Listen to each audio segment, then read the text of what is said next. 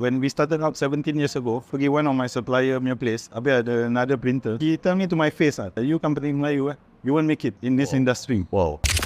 Boss NSG ditaja oleh Hiruame Agency dan Aurora Employment Services. Saya Hiruame, pengasas Hiruame Agency dan juga Aurora Employment Services. Kami memberi perkhidmatan pembantu rumah tangga dari Indonesia kepada semua majikan di Singapura. Mengapa Hiruame? Kerana kami memberi persiapan yang terperinci kepada semua para pembantu dan juga rawatan rukiah sebelum mereka masuk menjejak ke rumah majikan. Jangan lupa hubungi kami di talian 644 345 10 644 345 10 atau ikut halaman Facebook, TikTok, Instagram, Hiruame Agency dan juga Aurora. Bibitnya best, hikmahnya lagi best. Okay, please give me 5 characteristics that a business owner should have.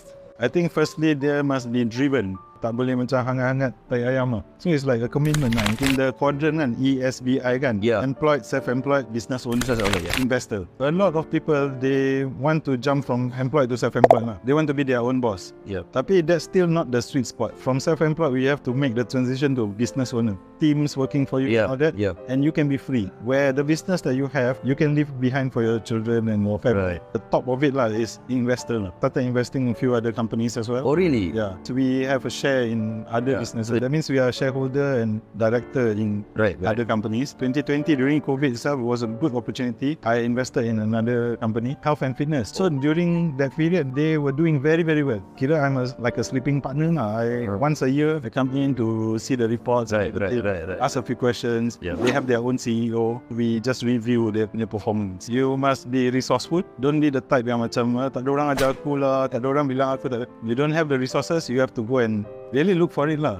The third one is resilience lah. Kita tak senang give up. When things hit us, we always talk about VUCA kan. The uncertainty and how ambiguous the world can be. So whatever the world throw at us, kita still keep going. Next one is network. Siapa yang kita kenal. Jadi bila kita perlu idea, kita perlu access. Sometimes we don't know where to go, but we can basically connect us and straight away pintu tu terbuka kan. Correct. Lastly is the energy. Kita tak boleh macam Melayu je.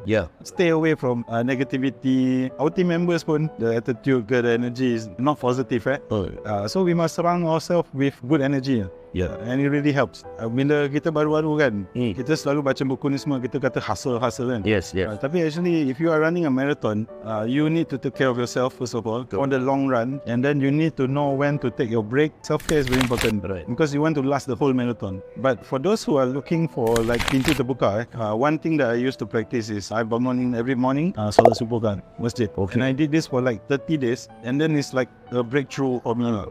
A lot of amazing things happen. For those who really they find themselves in a bad place, looking for Allah will just fill you up whatever that you need, and you can try this. Inshallah. Business owner also, how important learn, relearn and unlearn? Very important. I've met business owners who are doing $1 million sales a month. Their back end is very messy, because they never learn how to manage the business. They can be very good at marketing and sales, but they don't know about accounting, they don't know about HR, they don't know about talent management. They need to continuously learn. When I said I'm a business owner for life, I'm also a student for life. Even last year, I pergi KL, macam 3 hari belajar. We improve ourselves. In advertising, they call it sharpen the saw. If you don't upgrade, maybe in the next 5 years or 10 years, everything changes. Then it's too late for you to really learn something new. Time bagus tu, yang kita kena double down on improvement. One more question. What constitutes a good boss? Okay, the first thing is don't be a micromanager. Kenapa dia jadi macam itu? Because dia rasa kan, kalau benda ni kan, I'm the best to do it. Aku bagi pada orang lain, mesti diorang tak boleh buat sebagus aku. Don't be a boss, be a leader. You are serving your team. They don't serve you. What do they need? Give the resources to them. So that's your job. Every day is to look at what do you guys need. Equipment ke, you need knowledge ke, you need training ke. So whatever that you need is my duty to provide that for you. Then they can serve the customers better, ensuring that the whole team understand what is the mission. Ni mission kita, ni purpose kita, why we exist. Like for example, for pull-up stand, this one is a bit sensitive lah, but I share with you. When we started out 17 years ago, pergi one of my supplier punya place, habis ada another printer. He tell me to my face, you company Melayu, you won't make it in this industry. Wow. So that burned me out. Berkobar-kobar. My team also shared this, that we are going to prove we can serve some of the best corporate clients in the world. Rolls-Royce, Shell, Dyson, all this. We have 10,000 over corporate clients from Singapore and overseas. Our mission is to prove, yes, we can do it. Few years back, I started doing another company yang buat training, yang buat publishing as well. Okay. So this company is called WGL, stand for We Groom Leaders, because that was another mission, that within our community can have more business owners who are independent and empowered, and then we will change our community over time. Kita plug in back into the community lah, through pull-up stand or through Saffrons, which is business orang kita. Whatever that we make in terms of sales, profit, we channel back a portion of that to the community. So pull-up stand, donate to all the Malay Muslim organisation, Jamia, Pertapis, all this. Same for Saffrons as well. We work with many lah, Muhammadiyah, semua. Basically, we give back. That makes sense, right? The more business owners there are, the more successful businesses in our community, the stronger our community as a whole. What do you think of those who venture into business? Their business mesti nak untung, tak boleh loss. When I start something new, 2 years back, we started doing more weddings. I will do financial modeling first, part of a business plan. But actually, financial modeling, you book up Excel or Google Sheet, and then you put all your numbers in. Then you can see project for the next 2 years, estimation, how much your expenditure, your manpower apa semua. Then you have a clear picture. That guide me. That become like our blueprint. I've done that for few businesses. It helped to guide us a lot. Have that. Jadi kalau you lari, you see back spreadsheet, you tahu we dah lari kan. Then you know what you need to tweak, which part is not working. The difference between us and our competitor, our competitor never plan what they are going to do for the next 3 years. We know what we're going to do. So we have this product now, and we know the next one will be this. So there's how they're going to scale from that. So for pull-up stand, kita specialize in marketing collateral, anything from poster to backdrop, pull-up stands, stickers, name cards, brochures, semua lah kita buat. Because our target market is people who are preparing for roadshow, exhibition, event, mostly businesses and corporate. So for Saffrons, you know our shops kat Tampines, Swan Lake, Toa Payoh. So we operate eateries, mostly open 24 hours. At the same time, we also can cater to you home punya functions, like kenduri or that. So do weddings as well. So if you want wedding packages, you can go to our website, find them. You can call our team also. They will get happy to sit down and discuss with you. Korban as well. To all the success right now, who do you think you will thank most? My mom, because my mom is the one who produced the paradigm shift. She's the one who said that I want to try and run a business, because in our family tak ada orang yang buat business before her. So she's the first one. She started when she was 35 years old. Before that, she's been a housewife. She never do business. Because of her, she dared to do. She show us proof. Well, you can be more than that. You can be a business owner. You can have your own business. Sometimes we need that. We need people to show us way in. So I owe that to her for giving us the courage. And then secondly is my wife. Like you said, there's ups and downs. When we feel very low, we can only mengeluh or let our most private moment with them, and they are the one that our model support. If you have a good life partner, to be very grateful. Like they always say lah, behind every successful man, you need a woman to support you, be there for you kan. Kalau ni kita tengok very serious, tapi dia sebenarnya memang banyak membantu daripada ketepatan, berfungsi maklumat, berfungsi pengalaman. Okay, so first question, tell me why and how you're interested in business world. When I first started out, I kerja as designer. For 5 years. I work in printing company, I work in advertising agency. After 5 years baru I pick up the courage to start my own business, which was a printing business. I start pullupstand.com. Mummy, boss for Saffrons back then. Yes. So will you get inspired by her? When I was in school, national service, all that, my track was cari kerja. I had no inclination that I'm going to start a business. When I finally started business was 2007. And I only get involved with Saffrons in 2020. I went on my own for the first 13 years too. Till today, we're still running the printing business with my sister. We have a small team, so dah 17 tahun now we're running. 2018, we opened in Malaysia, in KL. So we ran that until 2021. Because of COVID, we had to shut it down, And also because of COVID, I got involved with the family business. So just to clarify, I'm not the owner or the boss of Saffrons. My mom is still the boss. Second generation, me and my brother, we are more active now. She has semi-retired. Most of the time, they boleh jaga cucu. So me and my brother, he manages the operations of the shops and everything. For me, I'm doing more of the marketing. I'm doing the catering side.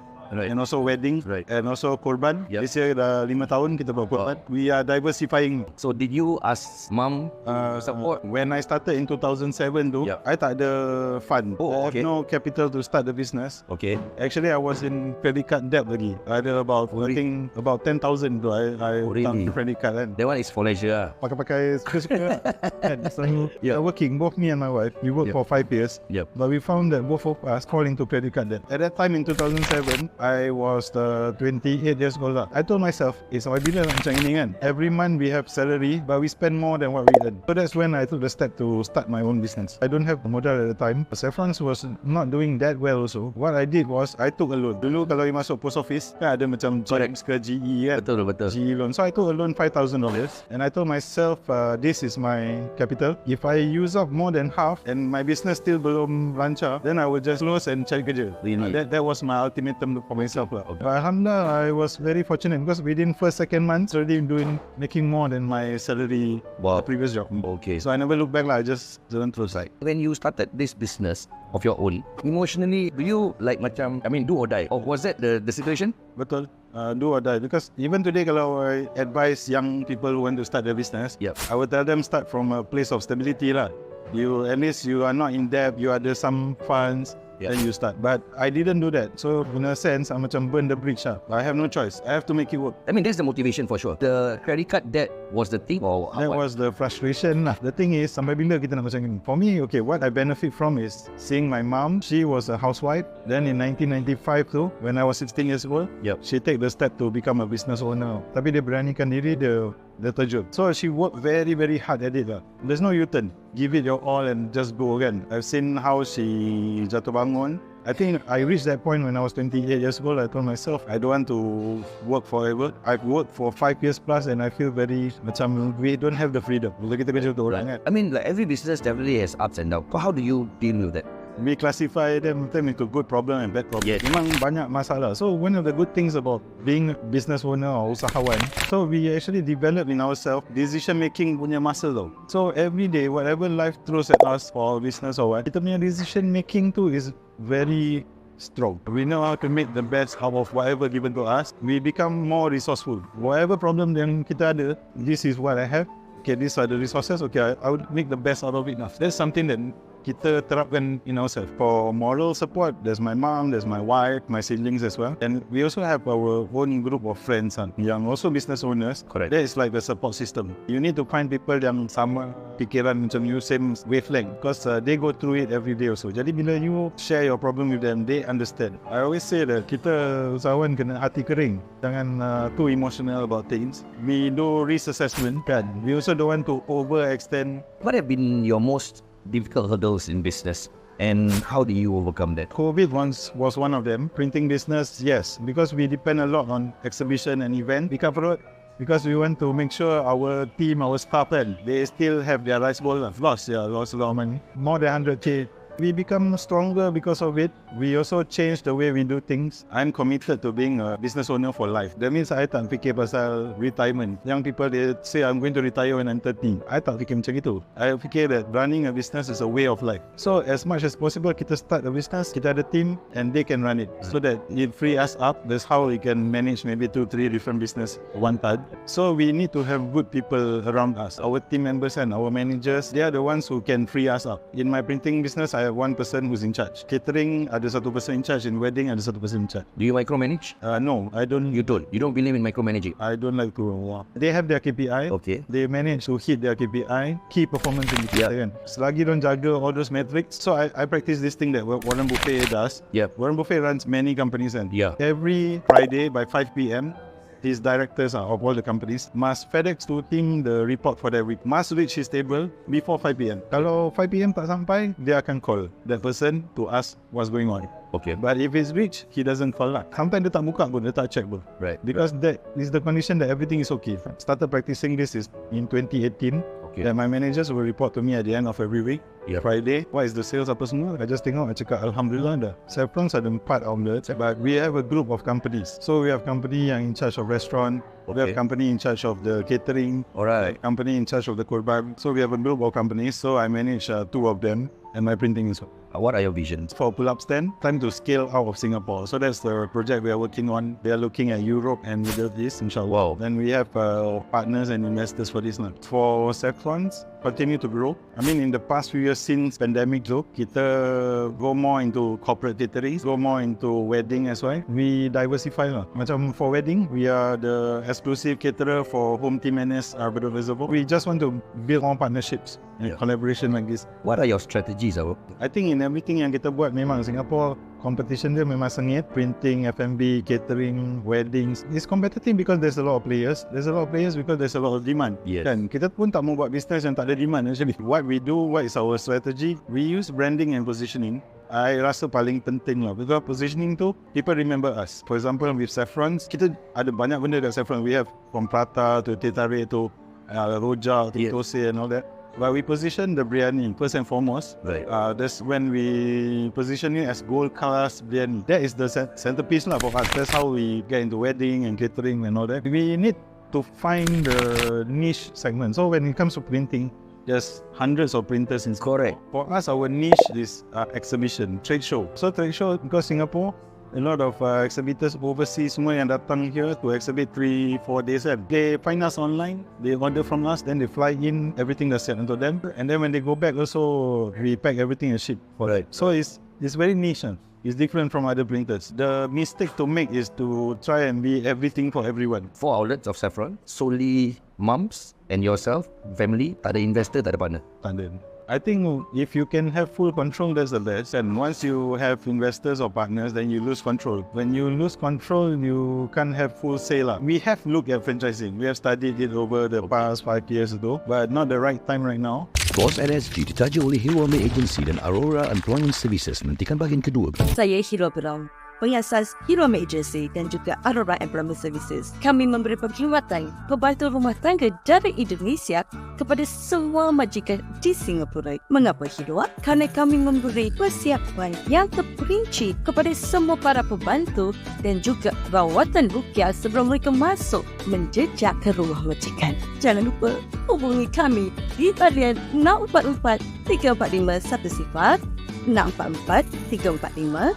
10 atau ikut halaman Facebook, TikTok, Instagram, Hirwame Agency dan juga Aurora. Bibitnya best, hikmahnya lagi best.